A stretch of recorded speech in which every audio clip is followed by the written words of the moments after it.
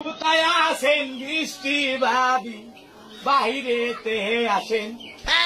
আপনার কিস্তি আল্লাহ আইসা গেছে আপনার বাড়িতে আপনি কিস্তিটা চালু করে হাজিরা খাতায় নাম উঠাইয়া ভাবি চলে যাব অফিসে রে তাড়াতাড়ি করেন তাড়াতাড়ি করেন তাড়াতাড়ি করেন তাড়াতাড়ি